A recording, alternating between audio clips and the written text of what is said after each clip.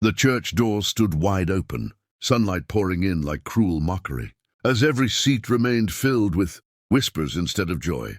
White roses trembled along the aisle, their petals pristine, untouched, just like her dreams. Frozen in the moment, time seemed to stop.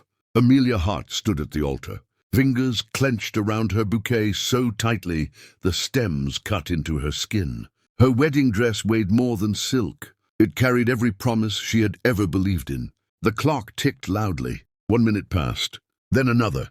The groom never came. Murmurs rose like a storm behind her. Sympathy mixed with curiosity, judgment hiding behind soft eyes. Her mother's face crumpled in the front row. Bridesmaids exchanged helpless glances. Amelia's phone buzzed once in her hand. One message. "I can't do this. I'm sorry." That was all. No explanation. No courage, no love. The man she trusted with her heart had vanished, leaving her exposed under stained glass and pity. Tears threatened, but Amelia refused to let them fall. She had spent her whole life being strong, poor childhood, scholarships, endless nights working 2 jobs, climbing her way into the corporate world as an assistant to one of the most powerful men alive. She would not break here, not in front of everyone. Yet her legs trembled, her breath shallow, and her world collapsed silently around her. From the back pew, a man rose slowly, tall, immaculate, controlled. Ethan Blackwood, billionaire, CEO, global tycoon, and Amelia's boss for 3 relentless years. He was known for ice in his veins, a man who negotiated nations into silence. He had attended out of courtesy, a rare appearance that shocked the room. He had watched everything unfold without a word, jaw tightening as the groom failed to appear. Ethan had never believed that man was worthy of her. He had seen the late nights, the quiet tears Amelia wiped away when she thought no one noticed, the loyalty she gave without asking anything in return. He had admired her strength from afar, burying feelings under professionalism and power. Now seeing her abandoned, humiliated, alone, it broke something inside him. As the priest cleared his throat awkwardly and guests shifted uncomfortably, Ethan walked down the aisle. Each step echoed like destiny being rewritten. Amelia lifted her eyes, shocked, confused, her heart pounding harder than before. Ethan stopped beside her, close enough that only she could hear his voice. It was low, steady, gentle in a way no one had ever heard before. "You will not stand here alone," he murmured. Her breath caught. "Let me be the groom." The church gasped. Amelia stared at him, disbelief flooding her veins. This was her boss, the man who ruled boardrooms with a glance, the man she had loved in silence, never daring to dream beyond her position.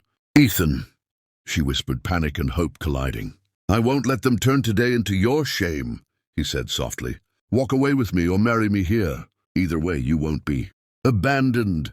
Tears finally spilled down her cheeks, but this time they were not from heartbreak alone. The room waited. The world seemed to pause. Amelia thought of the man who left her with a text. Then she looked at the man standing before her, the one who stayed. Slowly, trembling, she placed her hand in Ethan's. The priest swallowed hard.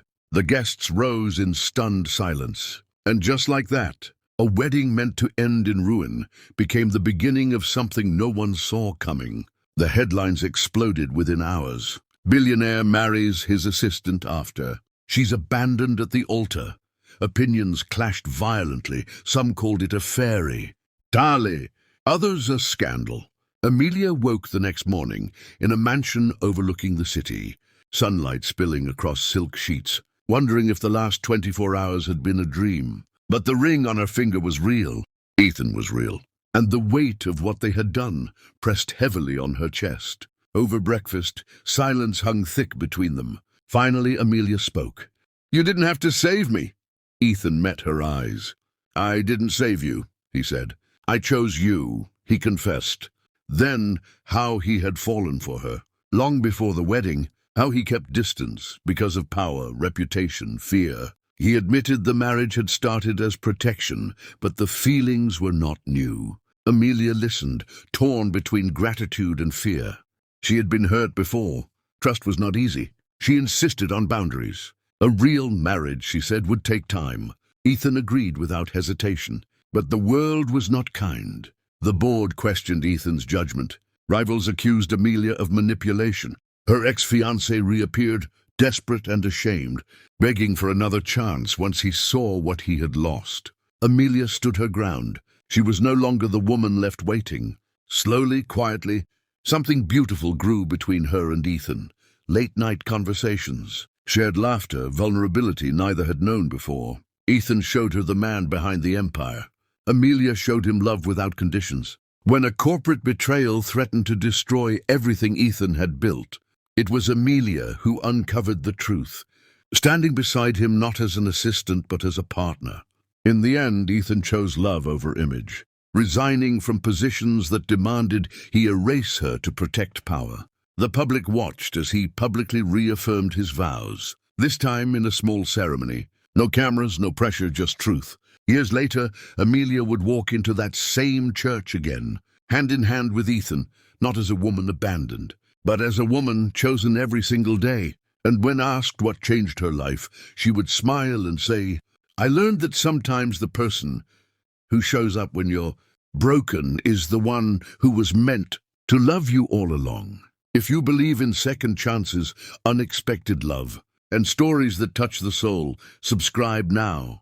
More powerful stories are waiting for you if you believe in second chances, unexpected love, and stories that touch the soul.